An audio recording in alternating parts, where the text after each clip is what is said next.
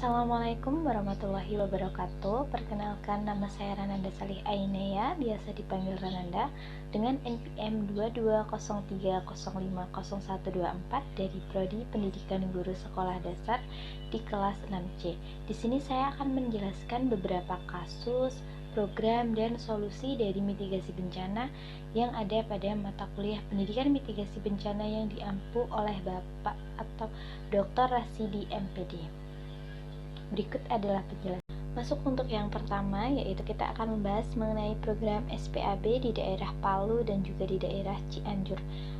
Program SPAB ini adalah program Satuan Pendidikan Aman Bencana yang dirancang oleh pemerintah untuk memberikan standar yang baik untuk sekolah-sekolah yang ada di Indonesia. Nah, program SPAB di Kabupaten Palu dan Kabupaten Cianjur ini belum optimal dalam mengurangi risiko korban jiwa siswa saat bencana terjadi. Hal ini dapat terlihat dari dampak besar yang ditimbulkan gempa dan likuifaksi di Palu pada tahun 2018 serta gempa bumi di daerah Cianjur pada tahun 2022. Selanjutnya kita akan membahas mengenai perbandingan SPAB di daerah Palu dan juga di daerah Cianjur.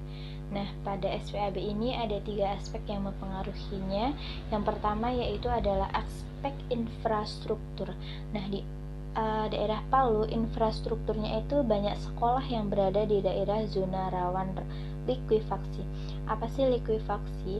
Likuifaksi adalah fenomena ketika tanah, terutama yang jenuh air, kehilangan kekuatan dan kekakuannya akibat getaran atau beban yang cepat, seperti gempa bumi dan berperilaku seperti cairan, maka tanah tersebut akan bergeser, atau mungkin bisa saja tanah tersebut akan turun dari posisi semulanya seperti itu. Dan belum memiliki jalur evakuasi yang aman di infrastruktur sekolah di daerah Palu. Sedangkan di daerah Cianjur itu infrastruktur sekolah-sekolahnya berdiri di dekat zona sesar aktif. Nah, zona sesar aktif itu adalah patahan atau retakan pada kerak bumi yang masih berpotensi bergerak dan dapat memicu terjadinya gempa bumi di masa depan tanpa penguatan struktur bangunan. Jadi di Cianjur itu sekolah-sekolah masih dibangun di daerah yang rawan gempa bumi, atau mereka membangun sekolah di zona yang dekat dengan sesar aktif tanpa adanya penguatan struktur bangunan tersebut.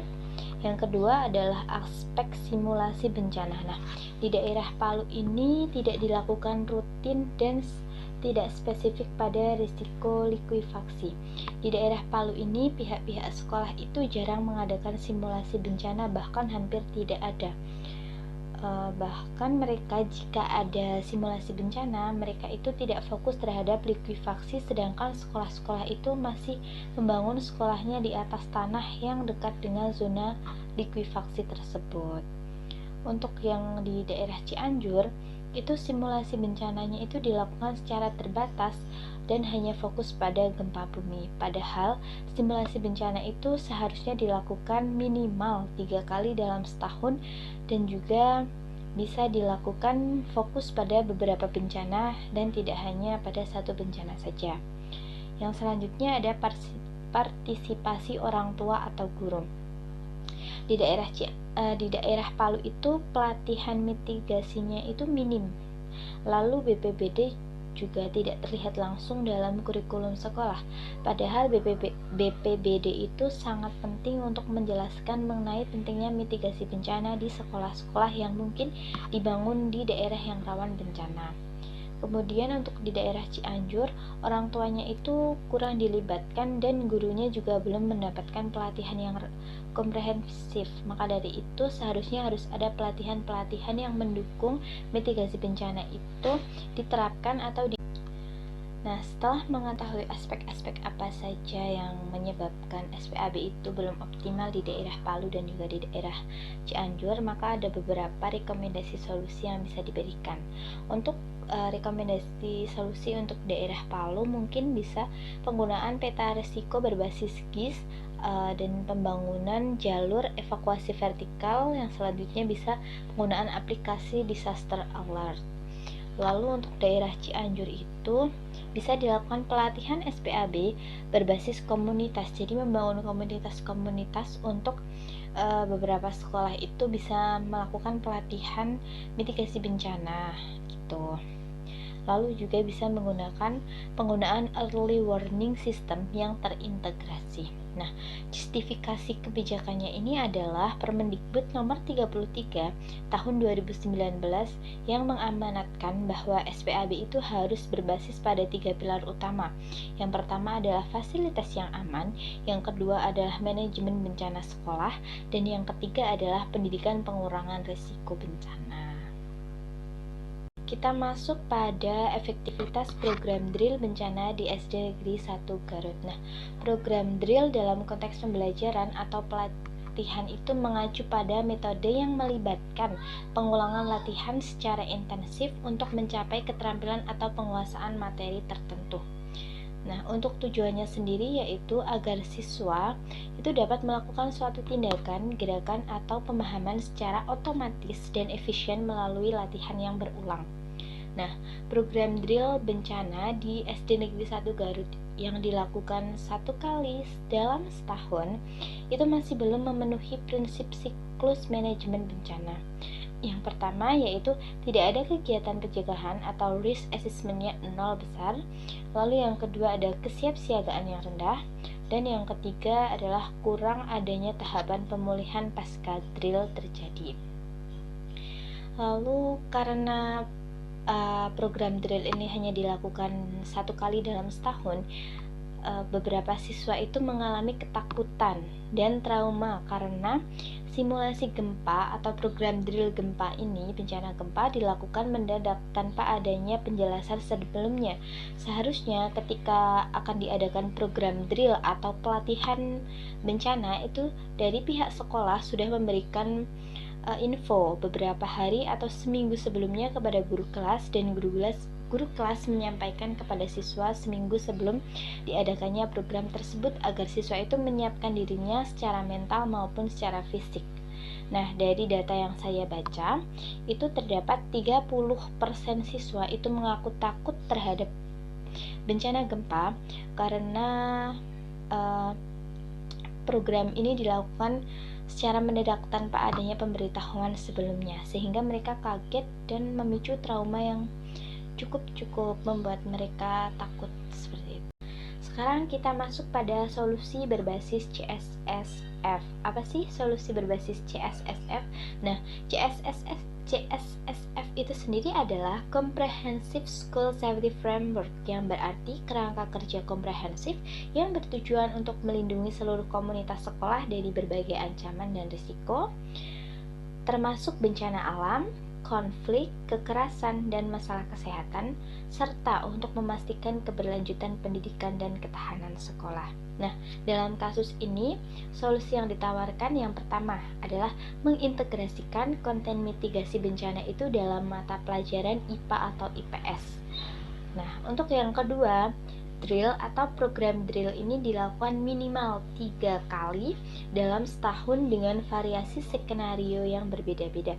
Contohnya saja, yang pertama bisa gempa, yang kedua bisa kebakaran, dan yang ketiga bisa jika terjadi hujan lebat yang sangat besar beserta angin kencang.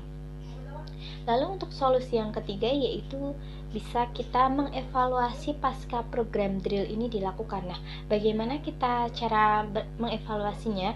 Yang pertama, kita bisa menggunakan kuesioner yang kita sebar kepada peserta dari program drill tersebut. Yang kedua, kita bisa menggunakan wawancara siswa secara langsung. Dan untuk yang ketiga, kita bisa observasi secara langsung perilaku saat evakuasi dilakukan. Di sini saya membuat program untuk sekolah tangguh bencana di daerah pesisir pantai yang mungkin rawan terjadi tsunami. Nah, program tersebut saya namai dengan Sekolah Siaga Tsunami berbasis kearifan lokal setempat. Dalam program ini ada 3 komponen utamanya. Yang pertama, kita menggunakan cerita rakyat, yaitu kita menggunakan dongeng ikan raksasa dan ombak besar yang digunakan untuk mengenalkan bahaya dari tsunami tersebut. Nah, untuk komponen yang kedua yaitu lagu evakuasi. Nah, dengan menggunakan lagu evakuasi ini, penggunaannya bisa kita gunakan menggunakan bahasa daerah untuk mudah diingat oleh siswa, sehingga mereka mudah mengingat apa yang harus mereka lakukan untuk mengevakuasi yang pertama itu diri mereka sendiri saat terjadi bencana tsunami.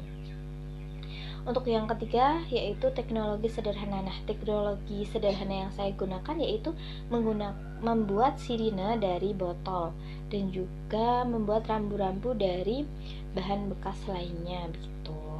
Nah, program ini akan dilakukan selama 6 bulan dan tahapannya ada di penjelasan selanjutnya. Masuk pada tahapan implementasi program ini. Nah, untuk yang pertama kali itu kita melakukan sosialisasi ke guru dan komite sekolah mengenai program yang akan dilakukan. Pada bulan pertama, kita melakukan pelatihan oleh BPBD dan tokoh adat di sekolah yang dituju.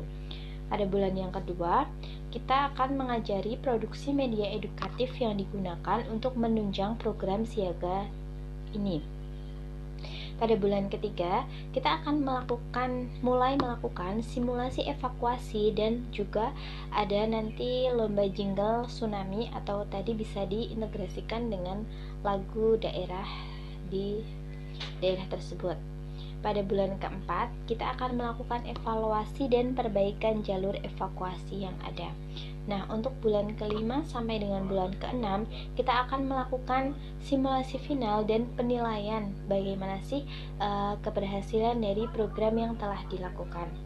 Nah, untuk itu, indikator keberhasilan dari program yang sudah dilakukan yang pertama dilihat secara kuantitatif, yaitu 100% siswa mampu menyanyikan lagu evakuasi dan 80% siswa tahu jalur evakuasi yang telah dibuat.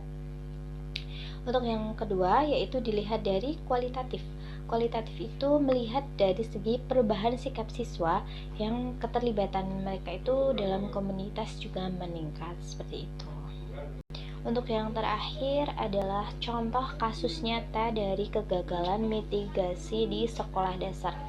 Saya mengambil contoh atau saya mengambil kasus nyata itu kebakaran sekolah dasar yang terjadi di Surabaya pada tahun 2023 yang disebabkan oleh korsleting listrik di sekolah dasar tersebut. Nah, kita akan menganalisis dari kebakaran ini.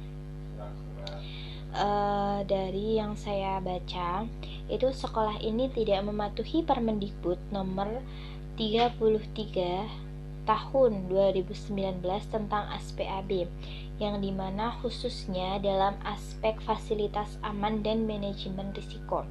Nah, sekolah ini itu tidak tersedia APAR atau alat pemadam api. Yang kedua, instalasi listriknya itu tidak sesuai dengan standar SPAB menurut aturan yang sudah keluar. Dan yang ketiga adalah tidak ada edukasi mitigasi kebakaran. Nah, sekolah ini tidak mengadakan atau tidak memberikan edukasi tentang bahayanya kebakaran dan bagaimana caranya mengevakuasi diri sendiri atau mengevakuasi diri pada saat terjadi bencana kebakaran ini. Lalu selanjutnya teori yang saya ambil. Nah, menurut Risk Reduction Education UNESCO pada tahun 2022, anak itu harus dilibatkan aktif sebagai agen perubahan. Dalam kasus ini, siswa itu tidak pernah mendapatkan pelatihan atau simulasi kebakaran sehingga respon saat kejadian sangat lemah.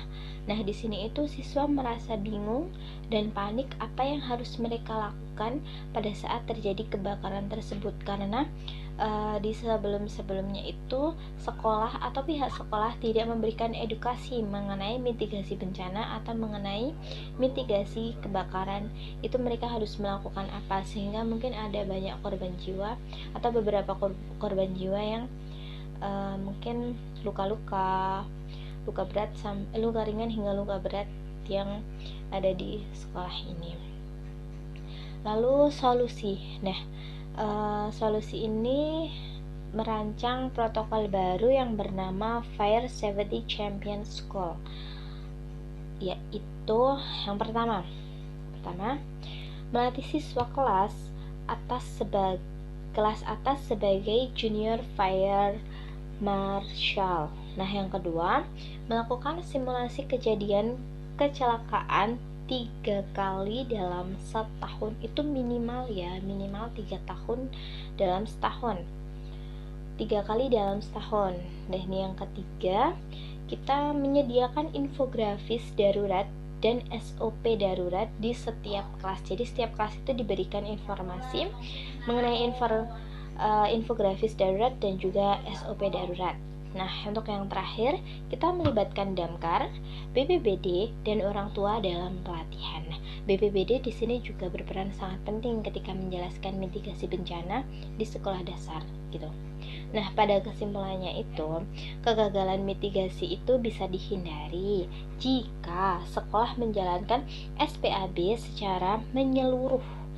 Lalu, pendekatan inovatif yang melibatkan siswa dapat meningkatkan kesiapsiagaannya dan menyelamatkan nyawanya masing-masing sebelum membantu menyelamatkan orang.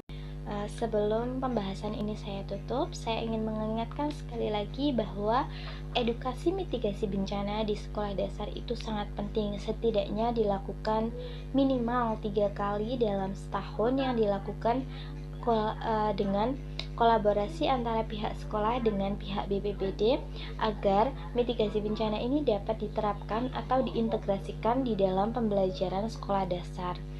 Nah, mungkin edukasi mitigasi bencana ini dapat membantu pihak sekolah ketika memang terjadi suatu bencana, sehingga mereka tidak kebingungan atau panik saat terjadinya bencana. Nah, mungkin itu saja yang bisa saya sampaikan. Bila ada kesalahan mohon dimaafkan. Wabillahi taufiq wal hidayah. Wassalamualaikum warahmatullahi wabarakatuh.